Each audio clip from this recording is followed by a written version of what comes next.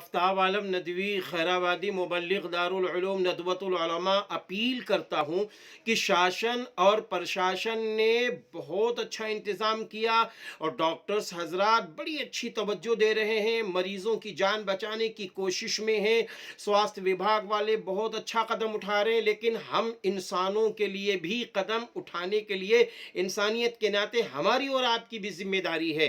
पहली जिम्मेदारी ये है कि हम सारे इंसानों के लिए, हिंदू भाई के लिए, मुस्लिम भाई के लिए, सिख भाई के लिए, ईसाई भाई के लिए, सभी के लिए अल्लाह से दुआ करें। अल्लाह सभी को शिफा दे दे, अल्लाह सभी की बीमारी को ठीक कर दे। अल्लाह अस्पतालों में जो बीमार है, अल्लाह घरों में जो बीमार है, सबकी बीमारी में शिफा दे दे।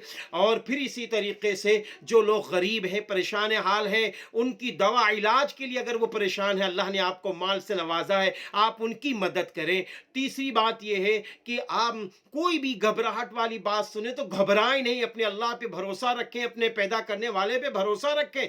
अल्लाह हम सब की हिफाजत करेगा, अल्लाह हम सब पर रहम करेगा। इस तरीके घबराएं नहीं, मनफी सोच और नेगेटिव सोच ना रखें, मुस्बत सोच रखें, पॉजिटिव सोच रखें, अच्छी सोच रखें, अच्छे विचार करें। अपने घरों में रहें, बाहर बिना ज़रूरत के ना जाएं, बाहर बिना ज़रूरत के ना जाएं, अपने घरों के अंदर रहें, मास्क लगा कर जाएं, मास्क लगा कर आए, मस्जिद जाएं तो मास्क लगा कर जाएं, मास्क लगा कर आएं। और दवा इलाज में मेरे भाइयों जितनी भी मदद कर सकते हो करते रहो। और कोई चीज़ महंगी अल्लाह के वास्ते ना करो, इंसानियत के नाते ना करो, एक दूसरे की मदद करो, जितनी सस्ती दे सकते हो दे दो, ताकि गरीबों के पेट भर जाएं। अल्लाह मेरी भी मदद फरमाए, आप सब की मदद फरमाए, मेरी बातों को दूर तक फैला दो।